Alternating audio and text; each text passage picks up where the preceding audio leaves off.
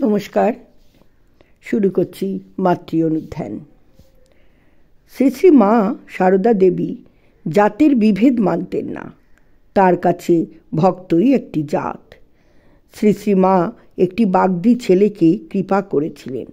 স্বামী ঈশানানন্দ সেই ঘটনার বর্ণনায় লিখেছেন যে একদিন সকালে গড়বেতা ও পিয়ালডোবার নিকটবর্তী এক গ্রাম থেকে একটি যুবক এসেছিল। ছেলেটির জাতিতে বাগদি। সে তার মামার বাড়িতে থেকে লেখাপড়া করত। জয়রামবাটিতে মাকে দর্শন করার পর মায়ের নিকট তার দীক্ষা নেওয়ার বাসনা হয়। ওই দিন দুপুরে মাকে ওই বিষয়ে প্রার্থনা জানালে যুবকটির পরিচয় ইত্যাদি অবগত হয়ে শ্রী শ্রী মা দেশে বাগদি ছেলেকে দীক্ষা দিতে একটু ইতস্তত ভাব দেখিয়ে বললেন, তোমাদের কুলুগুরু আছেন তো? আর এত তাড়াতাড়ি বা কেন বাবা? আমার শরীর এখন তত ভালো নয়, এখানে বড় ঝামেলায় আছি, না হয় কলকাতা গেলে তখন সেখানে দীক্ষা হবে। মা এই সকল কথা বলতে থাকায় উক্ত যুবকটি বলে উঠল, হ্যাঁ মা, বুঝতে পেরেছি আমি বাগদির ছেলে কি না, তাই বাগদির মা হতে একটু কিন্তু করছেন আপনি। কিন্তু সেই তেলোভেলোর মাঠে আপনার বাগদির মেয়ে হতে কিছু বাধেনি। মা একটু একটু করে হাসতে লাগলেন, কিন্তু কিছু বললেন না। একটু পরে বললেন, আচ্ছা বাবা, কাল সকালে স্নান করে তৈরি থেকো, ঠাকুরের পুজোর পর এরা তোমাকে ডেকে আনবে। পরদিন ঠাকুর পূজার পর মা একজনকে বললেন যে ছেলেটিকে ডেকে আনো। ওই দিন সকালে কালী মামা হলদিগ্রামে দোকানে গেছেন। নলিনীদিও ওই সময় স্নান করতে বাইরে গেছে। তারা জানতে পারলে হইচই করতে পারেন। মায়ের এইরূপ আশঙ্কা ছিল। ছেলেটির দীক্ষা হয়ে গেল। দীক্ষার পর দুপুরবেলা আরামবাগের ডক্টর প্রভাকর বাবু হাত জোর করে তাদের বলছেন, দাদা, বেটা বাগদির পো যেন লাঠির জোরেই আদায় করলে গো, মায়ের কৃপা আদায় করলে। আর আমরা ব্রাহ্মণ কুমার আর কত মুনি ঋষিরা স্তব স্তুতি করে, কত সাধ্য সাধনা করে পান না মাকে। সবই ইচ্ছাময়ীর ইচ্ছা। দয়া যে কার ওপর কখন কিসে হয় তিনিই জানেন দাদা, তিনিই জানেন। ছেলেটি পরেও জয়রামবাটিতে মায়ের কাছে এসেছিল। এখানে লক্ষণীয় যে বাগদি ছেলেটিকে জয়রামবাটিতে দীক্ষা দিতে শ্রী শ্রী মা ইতস্তত করেছিলেন, কিন্তু কলকাতায় দীক্ষা দিতে কিন্তু তার আপত্তি ছিল না। তিনি বারবার বলেছেন ভক্তের জাত নেই। জয়রামবাটি অঞ্চলে সমাজে বিশেষ কড়াকড়ি ছিল সেই সময়। সেখানকার সমাজে বাধাবাদী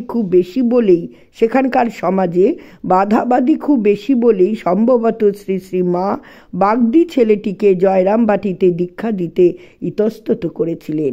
সেই একই কারণে শ্রী শ্রী মা সিস্টার নিবেদিতা জয়রামবাটি আসতে চাইলে তাকে বলেছিলেন, না মা, আমি বেঁচে থাকতে তোমরা সেখানে যেও না, তাহলে আমাকে দেশে তারা ঠেকো এক ঘরে করবে। তবে সময়ের সাথে সাথে জয়রামবাটি সামাজিক অবস্থারও নিশ্চয়ই পরিবর্তন ঘটেছিল। ব্রহ্মচারী অক্ষয় চৈতন্য লিখেছেন, শ্রী শ্রী মার বাঙালি মন্ত্রশিষ্যগণের মধ্যে ব্রাহ্মণ থেকে বাগদি পর্যন্ত সমাজের সকল স্তরের লোকেরা আছেন। তিনি অনুসন্ধান করে শ্রী শ্রী মায়ের 3 জন বাগদি শিষ্যের কথাও জানতে পারেন। শ্রী শ্রী মায়ের একজন যোগী শিষ্যও ছিলেন। ব্রহ্মচারী অক্ষয় চৈতন্য লিখেছেন, পীতাম্বর নাথ জয়রামবাটিতে সকলের সঙ্গে বসে খেতে ইতস্তত করেন শুনে গৌরীমা বলেছিলেন, গুরুগৃহে সকলেই এক। তারপর দিন সকালে মা বললেন পীতাম্বর বাবুকে, তুমি কি যোগী বলে সংকোচ বোধ করো? তাতে কি বাচ্চা, তুমি যে ঠাকুরের গণ, ঘরের ছেলে, ঘরে এসেছো, তোমাকে কিছু না জিজ্ঞাসা করেই মন্ত্র দিয়েছি, তাতে কি তুমি বুঝতে পারো না যে তুমি আমাদের ঘরের ছেলে? পাড়াগায় সামাজিক বাধা আছে বলে তুমি শঙ্কা করো না। এখানে কেউ তোমাকে কিছু জিজ্ঞাসা করবে না, গায়ে পড়ে পরিচয় দেবারও দরকার নেই। ব্রহ্মচারী অক্ষয় চৈতন্য আরও লিখেছেন। লক্ষণ চট্টোপাধ্যায় বলেন, মহাষ্টমীর দিন তারা অনেকগুলি ভক্ত শ্রী শ্রীমায়ের পায়ে ফুল দিয়ে প্রণাম করে ঘর থেকে বাইরে আসলেন। তার শরীর তেমন সুস্থ ছিল না। একটি লোক উঠোনে দাঁড়িয়েছিল। মা তাকে জিজ্ঞাসা করলেন, তোমার বাড়ি কোথা বাবা? সে বলল, তাজপুরে। মা বললেন, তুমি দাঁড়িয়ে কেন বাবা? তুমিও পায়ে ফুল দিয়ে যাও। লোকটি নিঃসংকোচে ঘরে ঢুকে পায়ে ফুল দিয়ে প্রণাম করল। সে জাতিতে বাগদি। ব্রহ্মচারী অক্ষয় চৈতন্য আরও লিখেছেন যে কোয়ালপাড়া মঠে গৌরীমা এক বাগদি ছেলেকে দেখিয়ে বলেছিলেন, মা, এই ছেলেটি বেশ। মা প্রসন্ন দৃষ্টিতে ছেলেটিকে দর্শন দিলেন। সে কি হাসি মুখ মায়ের! কাশীতে দুর্গা বাড়ি যাওয়ার সময় খেদা গুন্ডা হাত জোর করে প্রণাম করতেই মা সস্নেহ দৃষ্টিতে তার দিকে তাকিয়েছিলেন। এই তো আমাদের মা, গণ্ডি ভাগা মা, সবাকার মা, জগৎ জননী মা। প্রণাম মায়ের চরণে। জননীং শারদাং দেবীং রামকৃষ্ণং জগদ্গুরুং পদপদ্মে তয়ো শ্রিত্বা প্রণমামি মুহুর্মুহু, প্রণমামি মুহুর্মুহু, প্রণমামি মুহুর্মুহু।